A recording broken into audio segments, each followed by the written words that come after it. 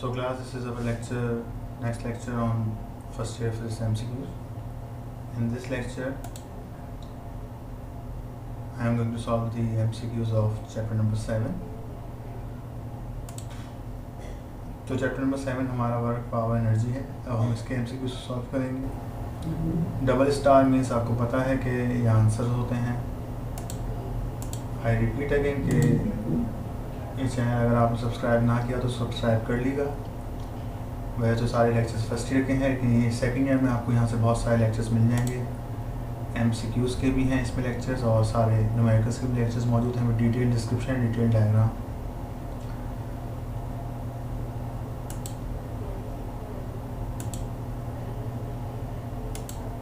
और इन लेक्चर्स में जो ये लिंक दिए हुए हैं इन पर ज़रूर क्लिक कर देगा। इसमें आपको ड्राइव पे मिल जाएगी, इसको डिस्क्रिप्शन ज़रूर देख लीजिएगा। इसमें आपको सेकंड ईयर के MCQs के लिंक्स भी मिल जाएंगे जो कि यहाँ पे वेबसाइट पे यहाँ मौजूद नहीं।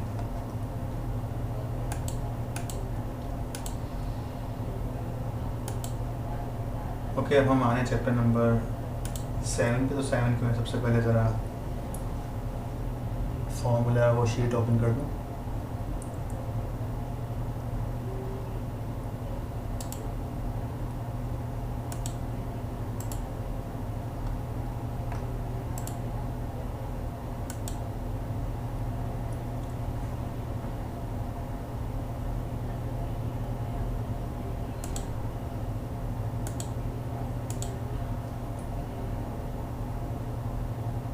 तो ये देख सकते हैं आप चैप्टर नंबर 6 के और 7 के फॉर्मूले हैं। यहाँ पे डायग्राम मैंने आपको बताई भी थी, Newton's law of gravitation.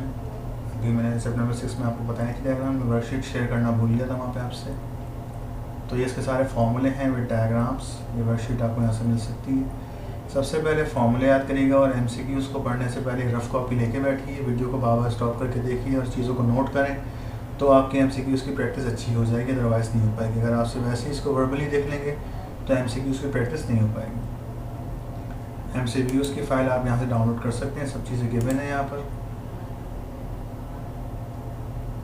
MCQs first year second year physics के इंपॉर्टेंट और न्यूमेरिकल शीट सारी गिवन है। सेकंड ईयर की पढ़ी हुई है सामने, आपकी फर्स्ट ईयर का फोल्डर ये बना हुआ है। तो बहरहाल हम चैप्टर नंबर 7 पे आ रहे हैं। 7 में ये फॉर्मूले हमारे पास कि work is the dot product of force and displacement. फिर डॉट प्रोडक्ट को हम ओपन करते हैं, चैप्टर नंबर 2 में आपको पढ़ा होगा इसको। F डॉट डी के बराबर होता है power is the dot product between force and velocity. और पोटेंशियल ग्रेविटेशनल पोटेंशियल एनर्जी हमारे पास वेट इनटू हाइट या mgh के बराबर होती है। पावर का फॉर्मूला वर्क अपॉन टाइम है। ये कुछ कन्वर्जन है कि 1 माइल जो है वो 1760 इंटू 3 या 5280 फीट के बराबर होता है। 1 हॉर्स पावर 746 वाट के बराबर होती है। ये आपको याद करनी होगी। वर्क एनर्जी इक्वेशन भी गिवन है यहाँ पर, जो कि इस साल लॉन्ग या शॉर्ट के लिए इम्पॉर्टेंट है। Kinetic energy half M square के बराबर होती है। और एक और बहुत अहम इंपॉर्टेंट फार्मूला कि वर्क ही आपका पोटेंशियल एनर्जी के बराबर होता है, काइनेटिक एनर्जी के बराबर भी होता है और फोर्स इनटू डिस्प्लेसमेंट के बराबर भी होता है। ये बड़ा इंपॉर्टेंट फार्मूला है जो यहाँ यूज़ होता है। Okay, now let's coming towards the MCQs. So when the body moves vertically upward against the gravitational force, the work does produce is negative. अगर एक बॉडी अपवर्ड मूव कर रही है,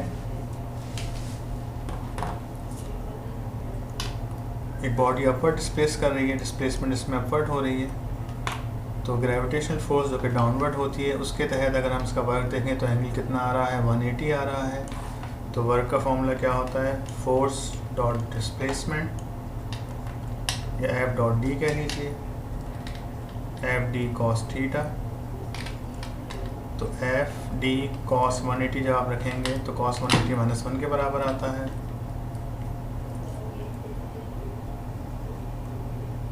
तो वर्क हो जाएगा आपका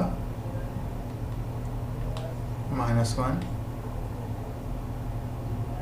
नेगेटिव। तो ये वर्क कहलाएगा negative work.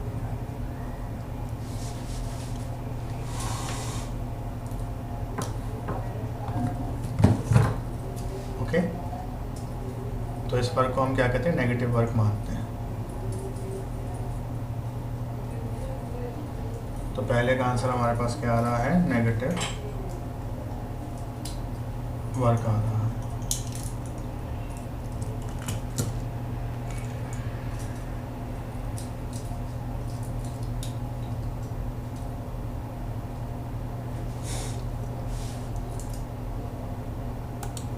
Okay, now the work done by conservative force is 0। तो कोई भी जो कंजर्वेटिव फोर्स होती है उसका work done along a close path कितना आता है? 0 आता है। तो ग्रेविटेशनल फोर्स एक कंजर्वेटिव फोर्स है हमारे पास।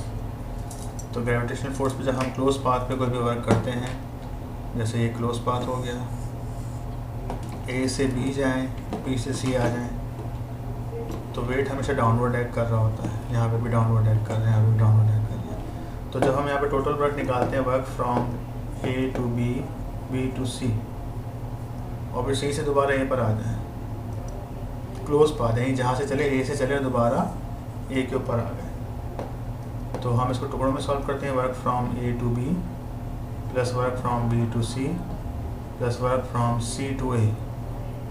तो टोटल वर्क हमारे पास कितना आता है? mg। इसका टोटल रिजल्ट आता है हमारे पास 0। तो इसलिए हम कह देते हैं कि work from A to A close path 0 है। तो जो फोर्स होगी जिसके तहत ये वर्क हुआ है, जो कि ग्रेविटेशनल फोर्स है, वेट, वो क्या है? कंजर्वेटिव फोर्स है। Force is conservative.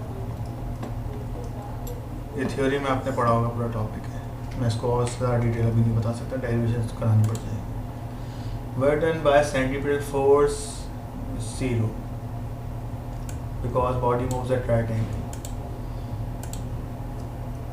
तो बज़ाहिर नेगेटिव वर्क होता है, लेकिन एक वर्क हमारे पास जो है वो 0 भी आता है सेंट्रीपिटल फोर्स के तहत, क्योंकि सेंट्रीपिटल फोर्स में आप देखते हैं कि कोई भी बॉडी जो है वो सर्कुलर ट्रैक में मूव कर रही होती है। जैसे हमारा अर्थ है और ये मून है, ये मून यूँ मूव कर रहा है, तो अर्थ इसे यहाँ खींच रही है, ये सेंट्रीपिटल फोर्स है, लेकिन इसकी डिस्प्लेसमेंट कहाँ पर हो रही है? इधर। तो इनके दरमियान एंगल कितना आ गया? 90 डिग्री। तो अगर वर्क निकालें आप, वर्क बराबर है एफ डी कॉस थीटा के, तो एफ डी कॉस 90 0 होता है, तो आंसर आ गया 0। तो work done by centripetal force is always 0।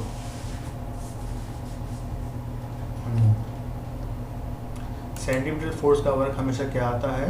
0 आता है। ये बात बहुत इंपॉर्टेंट है, याद रखिएगा इसको, क्योंकि इनके दरमियान एंगल कितना होता है? 90 डिग्री होता है। When the direction of force is opposite to the direction of displacement, then the work is negative. अगर वर्क पॉजिटिव आता है तो बॉडी पर फोर्स यहाँ लगी है, तो डिस्प्लेसमेंट भी यहीं पर होगी। तो इसका जो वर्क आता है, क्योंकि एंगल कितना हो गया दोनों के दरमियान? थीटा 0 डिग्री हो गया, तो इसका वर्क आता है पॉजिटिव। एफ डी कॉस 0 1 होता है, तो एफ डी के बराबर आ गया, ये पॉजिटिव वर्क होता है। और अगर हम बात करें नेगेटिव, तो अगर एक बॉडी पे हम फोर्स इधर लगाएं और पता चल रहा है वो पीछे जा रही, डिस्प्लेस यहाँ पर हो रही है, स्विमिंग हो गया, मोशन ऑफ रॉकेट हो गया, तो इस तरह की जो मोशंस होती हैं उसमें फोर्स एक तरफ लगती है लेकिन डिस्प्लेसमेंट अपोजिट होती है। तो यह एंगल कितना हो जाता है? थीटा 180 डिग्री हो जाता है। तो वर्क यहाँ पर आता है negative, F D cos 180 minus F D के बराबर आ जाए।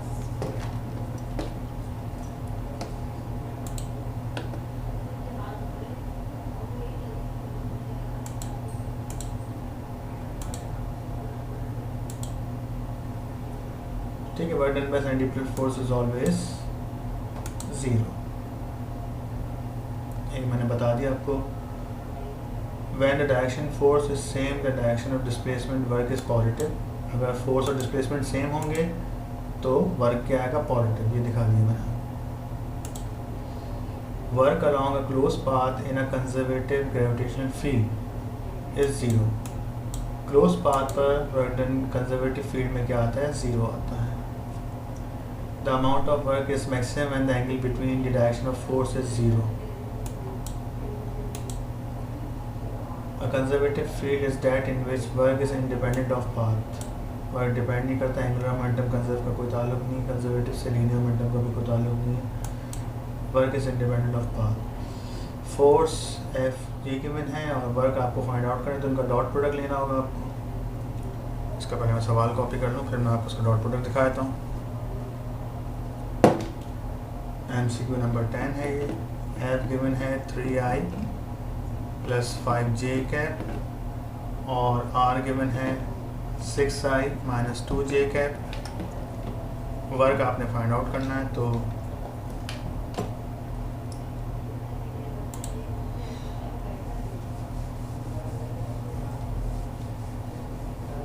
तो वर्क का फॉर्मूला क्या हो जाएगा भाई? Work is the dot product between force and vector R. तो मल्टीप्लाई करते हैं, ये आ गया फोर्स, ये आ गया डॉट, ये आ गया are. 3i plus 5j 6i minus 2j। तो डॉट प्रोडक्ट में आपको पता है कि आई कैप से मल्टीप्लाई होता है, जे कैप से मल्टीप्लाई होता है, और के कैप यहाँ पर है ही नहीं, 0 0 लिख देता हूँ, के कैप डॉट के कैप। तो आई कितना है? 3 मल्टीप्लाई होगा 6 से, 5 मल्टीप्लाई होगा माइनस 2 से, 18, ये आ जाएगा minus 10 plus 0।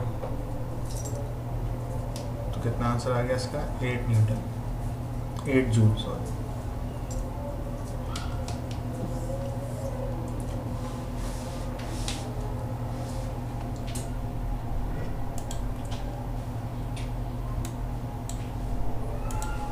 One electron volt जो है 1.6 एक्सपोनेंट माइनस 19 जूल के बराबर होता है। कन्वर्जन है, याद कर लीजिए इसको। In FPS system, foot pound system में वर्क यूनिट किस में कैलकुलेट किया जाता है? फुट पाउंड में।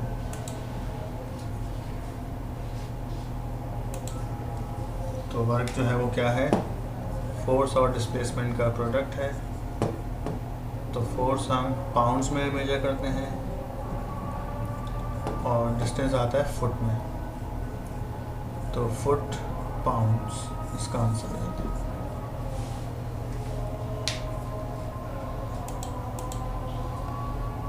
The work done in moving an object along a vector R by applying force this. तो इसका भी अगेन डॉट प्रोडक्ट लेना पड़ेगा आपने।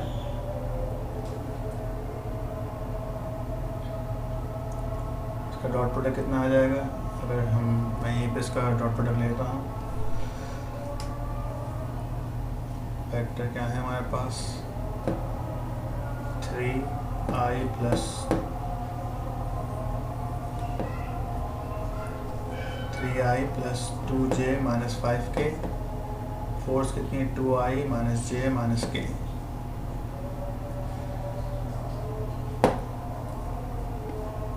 तो डायरेक्ट भी ले सकते हैं आप उसका डॉट प्रोडक्ट। 2 को 3 से मल्टीप्लाई करते हैं, क्या होगा यहाँ पे? चलिए मैं लिख देता हूँ उसे। 2i माइनस जे माइनस के, और ये क्या है? 3i plus 2j minus 5k। then what will happen?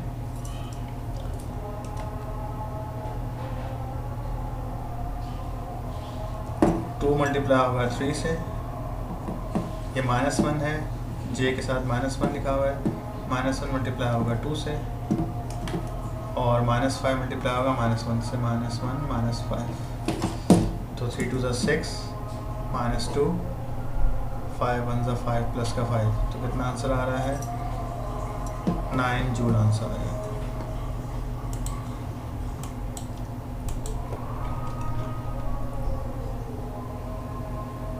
A man rowing a boat upstream at rest with respect to shore, his work done is 0.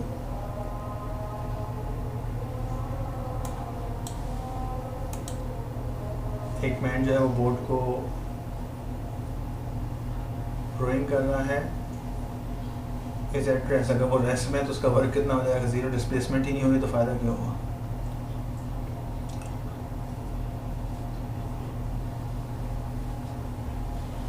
The amount of work is negative when the angle between the direction of force is 180.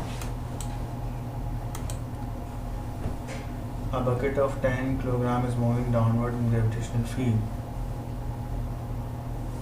ठीक है, एक bucket है जो 10 kg moving downward in gravitational field, distance of 1 meter, then work done in this case is downward जाए तो wait के बराबर हो जाएगा। हम इसके इस मास को 9.8 से मल्टीप्लाई कर देंगे, force into D, downward move करने पे ये वेट बन जाएगा वर्क, वेट इंटू डिस्प्लेसमेंट हो जाएगा mgd, तो 10 मल्टीप्लाई बाय 9.8 और डिस्टेंस आ गया 1, तो 98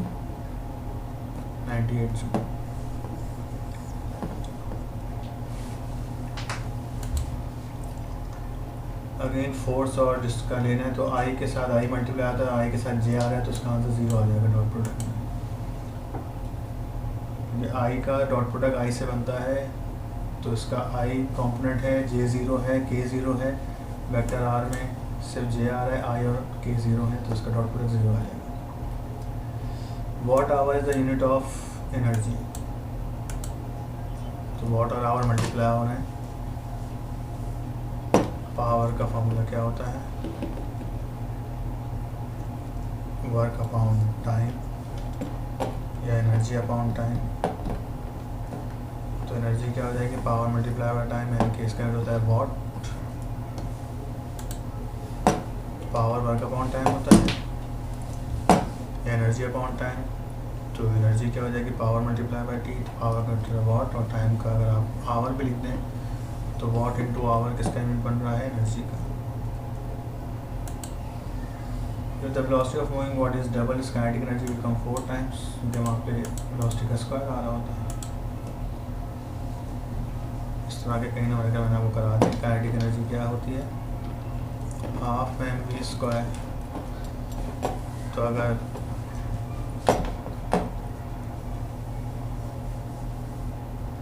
कह रहे हैं कि velocity जो है वो v prime, question number 4,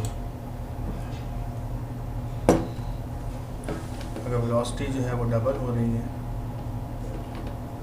twice of original velocity, तो उसकी काइनेटिक एनर्जी कितनी हो जाएगी, सोल्यूशन पे आते हैं,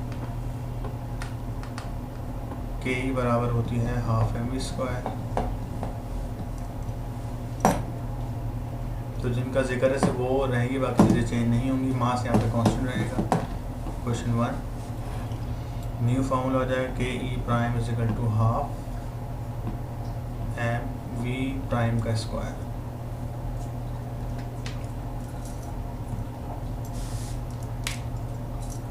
तो वेलोसिटी की जगह आप हम यहाँ पे क्या रख देंगे, हाफ एम, वेलोसिटी की जगह आ जाएगा 2v का स्क्वायर, तो हो जाएगा हाफ एम 4v स्क्वायर। अब जो चीज़ एडिशनल आई यहाँ पे हाफ एम वी स्क्वायर, तो उसका फॉर्मूला है, उसको रखेंगे, बाकी को सेपरेट कर लें, तो 4 को मैंने अलग कर लिया है, इसे डिवाइड मत कर दिएगा, हाफ एम वी स्क्वायर अलग कर लिया, काइनेटिक एनर्जी प्राइम, फिर इसको इक्वेशन 1 से कंपेयर कर लें, 1 किसके बराबर है, half M V square from 1, तो काइनेटिक एनर्जी कितनी आ गई आपके पास, 4 times of original kinetic energy. तो ये पैरामेट्रिक प्रॉब्लम इस तरीके से आती है एग्जाम में, इसको आपको इस तरह से सॉल्व करके दिखाना होता है, तब आपको 4 मार्क्स मिलते हैं, डायरेक्ट कर देंगे नहीं मिलेंगे मार्क्स। एमसी के मैंने डायरेक्ट करने मसला नहीं है, लेकिन वैसे नहीं कर सकते। If the mass reduced to 1/4 velocity is double, then kinetic energy will be same. चलिए यहीं पे कर देता हूँ इसको।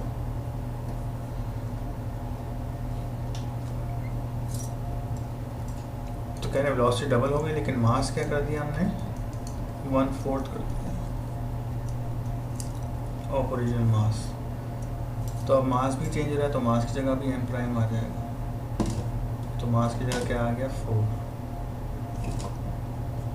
तो इस 4 से 4 ख़त्म हो गया, नतीजे में क्या बचा, सिर्फ हाफ एम वी स्क्वायर बचा। तो क्वेश्चन 1 से कंपेयर किया तो बदले दोनों बराबर आएगा, एनर्जी सेम है,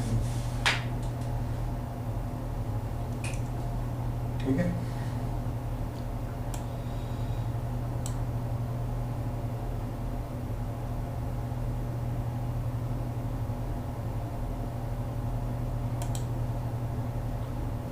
When When the body is thrown vertically upwards, kinetic energy is maximum at height.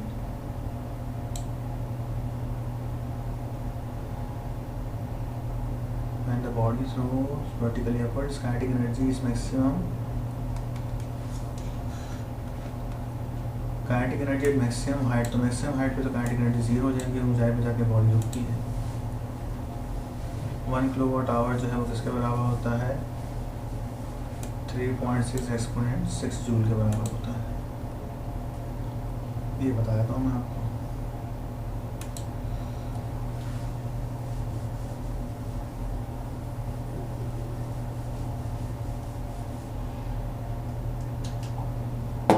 तो 1 kilo watt hour equal to how much joule.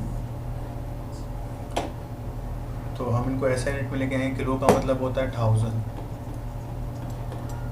Watts ऐसे रख दिया हमने, आवर को लेंगे सेकंड में। तो आवर को सेकंड में लाने के लिए हमें क्या करना होगा? एक आवर में 60 मिनट होते हैं, 60 सेकंड होते हैं, सेकंड में लिया है। अच्छा जी, तो 1000 को इससे मल्टीप्लाई कर दें, 1000 multiply by 3600 what into second, तो कितना आ जाएगा ये? 36 1 2 3 4 5 वॉट इनटू सेकंड, ही किसके बराबर होता है? जूल के बराबर होता है। तो 3.6 एक्सपोनेंट 1 2 3 4 5 6 एक्सपोनेंट 6 जूल के बराबर है। तो हम कहते हैं कि 1 किलो वॉट आवर बराबर है इसके, या फिर वॉट सेकंड के बराबर।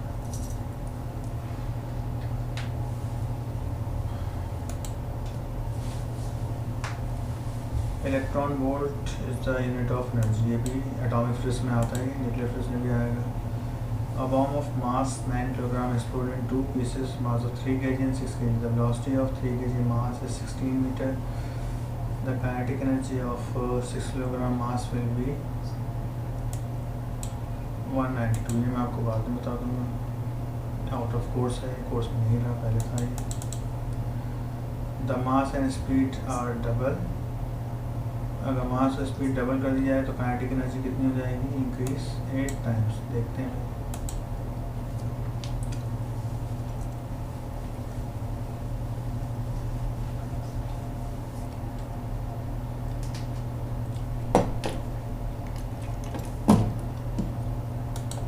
थोड़ा डायरेक्ट कर रहा हूँ मैं कि मास भी कितना कर दिया गया है 2m, और वेलोसिटी भी कितनी कर दी गई 2v। तो काइनेटिक एनर्जी कितनी हो जाएगी? m प्राइम v प्राइम का स्क्वायर।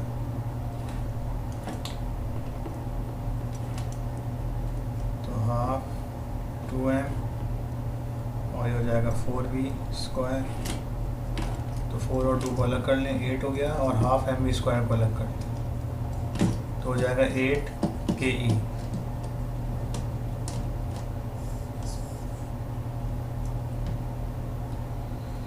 कितना हो जाएगा? 8 ke।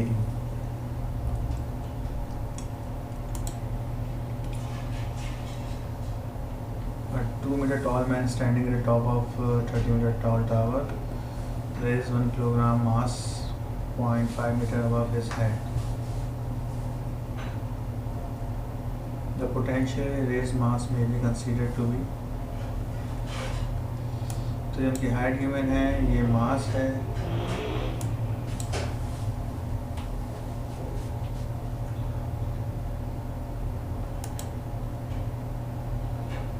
एक 2 meter tall man है standing at the top of 30 meter tall tower, raises 1 kilogram mass 0.5 meter above his head।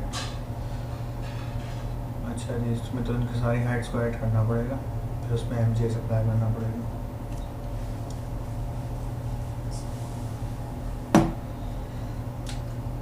मैं इसकी डायग्राम बनाऊँ पहले।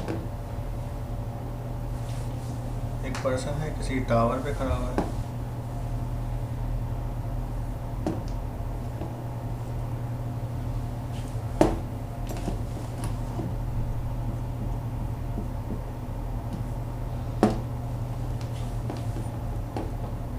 उसने मज़ीद एक चीज़ को ऊंचाई पे ले गया।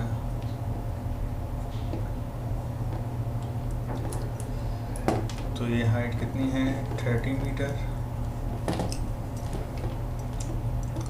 ये हाइट कितनी है 20 मीटर के हैं, 0.5 उन्होंने और उठा लिया, तो टोटल हाइट होगी 20.5 2.5 सॉरी।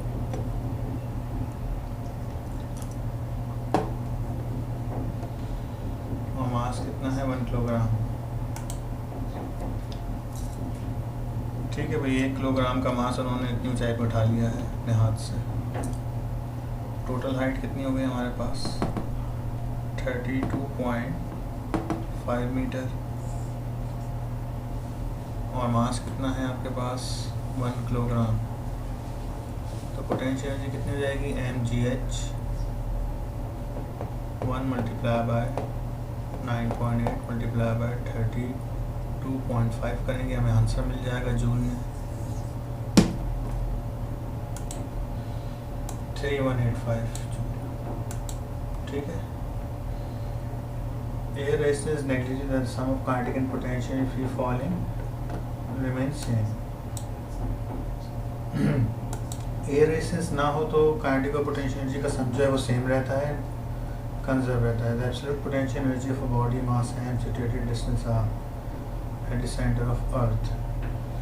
तो ये फॉर्मूला आपको याद करना होगा, absolute potential energy minus G M E upon M R के बराबर होता है। ये MCQ याद कर लीजिएगा, फिर डेरिवेशन ना करें। Two spheres of same size but different mass are dropped simultaneously, दोनों और से है when they reach at the earth they will have same velocity। जब किसी बॉडी को हम ड्रॉप करते हैं तो जब वो नीचे आके गिर रही होती है तो उसकी फाइनल वेलोसिटी उसके मास से इंडिपेंडेंट होती है। काइनेटिक एनर्जी में मास आता है, पोटेंशियल में भी मास आता है, मोमेंटम में भी मास आता है, लेकिन वेलोसिटी का जो फॉर्मूला उसमें मास नहीं आता। इसको देख लीजिए।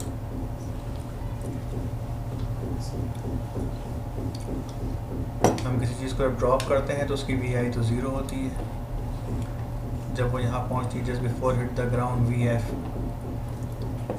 तो ये इसकी हाइट है, जी की वैल्यू 9.8 होती है। तो हम इस पर अगर थर्ड इक्वेशन लगाएं 2gh = VF² माइनस VI², ये ज़ीरो है तो VF बराबर हो जाएगा √2gh के। तो भले एक हैवी बॉल नीचे गिरे या एक लाइटर बॉल नीचे गिरे, दोनों की रफ्तार अगर एयर रेजिस्टेंस नहीं सेम है।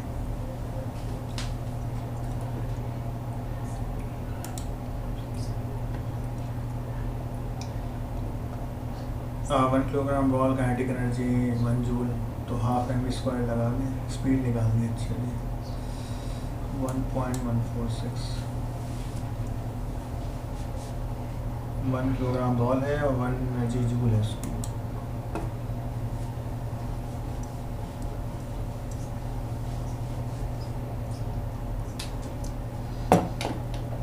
तो मास कितना है 1 किलोग्राम और काइनेटिक एनर्जी कितनी है 1 जूल। वेलोसिटी बतानी है तो k = हाफ mv² या 0.5 mv²। हाफ ही कर लेते हैं। तो v कितना हो जाएगा 2, पहले मल्टीप्लाई होगा, मास डिवाइड हो जाएगा, तो ke 2/m। वेलोसिटी का स्क्वायर रूट ले लीजिए तो वेलोसिटी बराबर हो जाएगी √2ke/m। ये भी 1 है, ये भी 1 है, तो √2 के बराबर आ गई मीटर पर सेकंड। √2 बराबर होता है 1.412 1.42 के बराबर होता है। सही जी। किलोवाट आवर्स इलेक्ट्रॉन वोल्ट दोनों एनर्जी के यूनिट होते हैं, बात हम कर चुके हैं। The mass of body reduce, ये भी हो चुका है।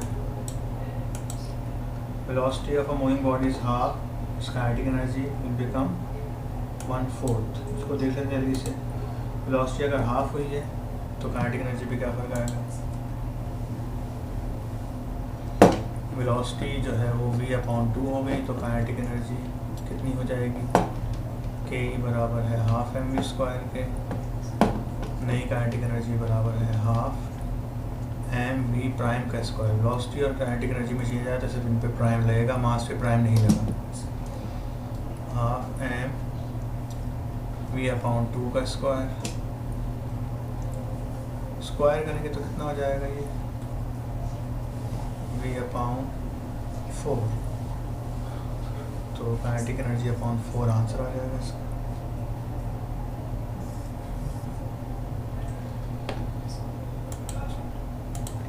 सही है भाई। 1/4 हो जाएगी। Every energy of earth absorb, ये बुक में है, इसको बुक से रीड कर लीजिएगा। Now power, power is a dot product between force and velocity होती है।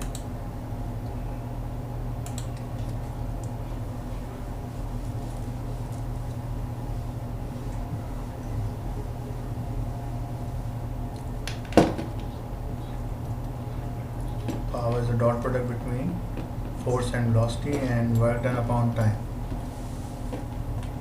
या फिर F dot displacement upon time भी कहते हैं इसको।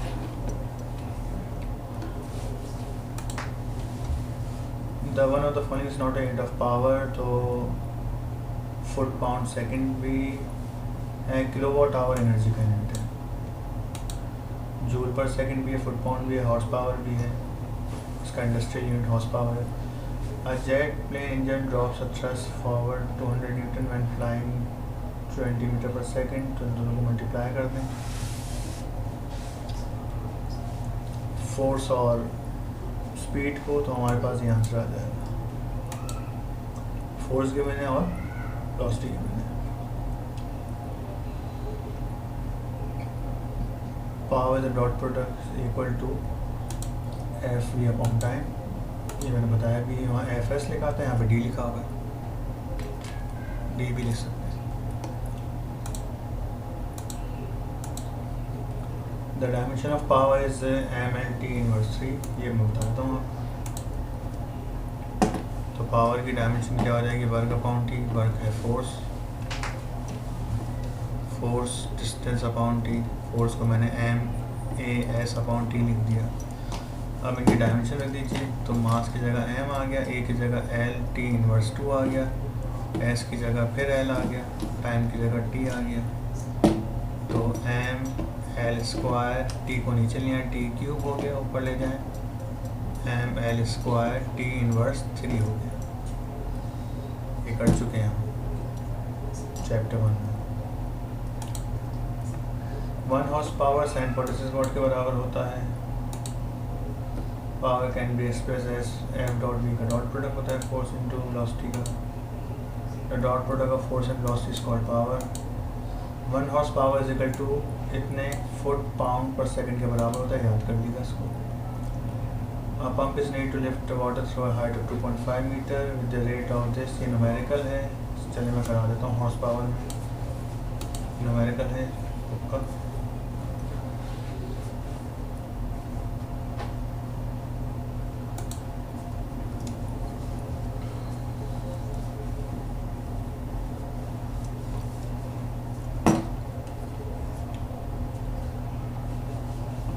एक पंप जो है वो पानी को लिफ्ट कर रहा है किसी हाइट पर टैंक में ले आने के लिए। तो उसकी हाइट की मैंने आप यहाँ से वाटर ले रहा हूँ, ये टैंक है, तो हाइट की मैंने आपको 2.5 मीटर, और किस रेट पे वो उसको लिफ्ट कर रहा है, रेट की मैंने आपको 500 ग्राम पर minute.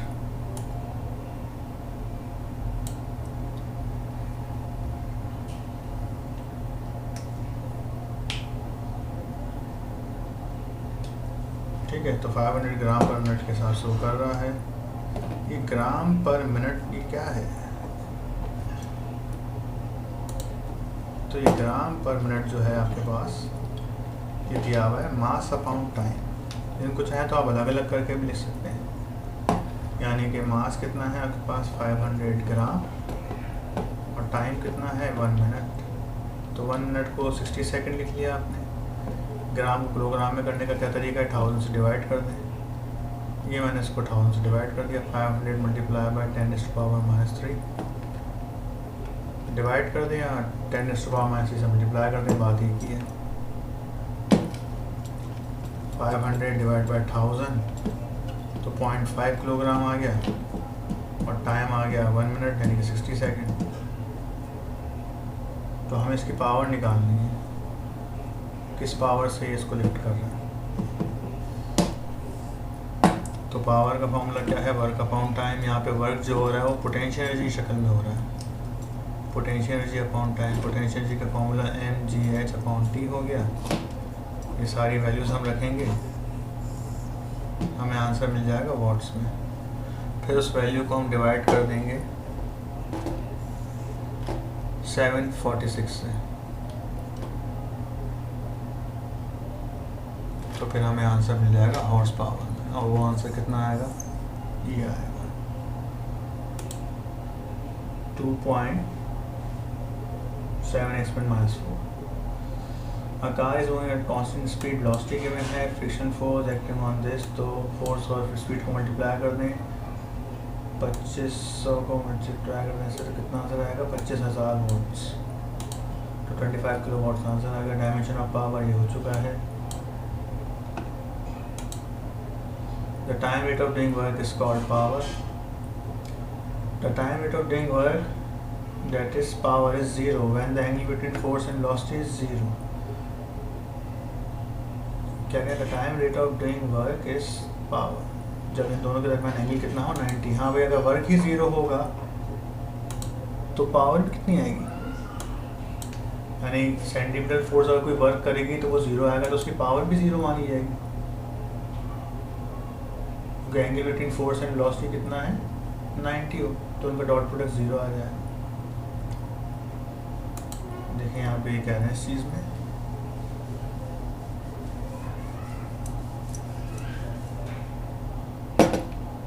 Force dot velocity power की बात हो रही है। अगर उनके दरमियान डॉट प्रोडक्ट लें तो एफ वी cos 90, या cos 90 है दोनों के दरमियान, तो cos 90 0 होता है, तो पावर भी कितनी आएगी, 0 आएगी।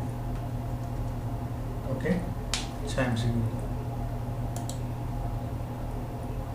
A weightlifter consume 500 joule energy to lift a load of 2 seconds. The power used by him is, तो ये इसकी एनर्जी गिवन है, ये टाइम गिवन है, तो एनर्जी अपॉन टाइम कर देंगे। 500 को 2 से डिवाइड करेंगे तो कितना आ जाएगा, 250। ठीक है भाई, इस नुमेरिकल में क्या था, वर्क अपॉन टाइम किया गया है, तो ये 500 था, 2 सेकंड में था, तो 250 वॉट या जूल पर सेकंड आ गया। A man runs up a stair 4 meter height in 3 seconds. The power used is, एक मैन जो ऊंचाई पे जा रहा है, उसका रेट गिवन है, हाइट गिवन है, टाइम गिवन है, तो उसकी पोटेंशियल एनर्जी बढ़ रही होगी। तो वर्क बताइए उसका, डेटा बना लेते हैं इसमें। सबसे पहले 15 का MCQ। वेट है 600 न्यूटन, हाइट है 4 मीटर, टाइम है 3 सेकेंड।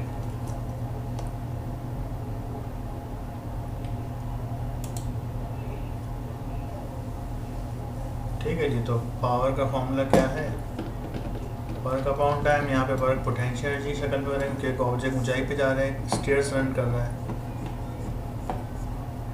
ठीक है, एक पर्सन स्टेयर्स पे चढ़ रहा है, ऊंचाई पर जा रहा है, तो mgh/t या वेट अपॉन टी हो जाएगा। पोटेंशियल एनर्जी की तो हम वर्क वेट इंटू हाइट भी लिख सकते हैं, तो 600 मल्टीप्लाई बाय 4 डिवाइड बाय 3, तो 800 वॉट आंसर आ जाएगा इसका।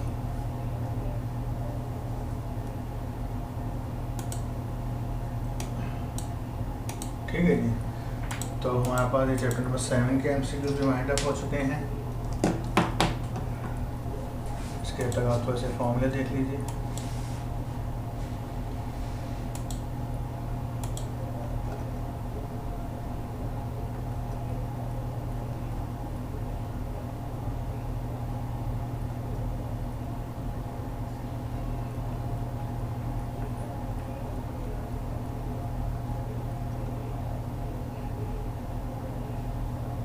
ठीक क्लास, थैंक यू।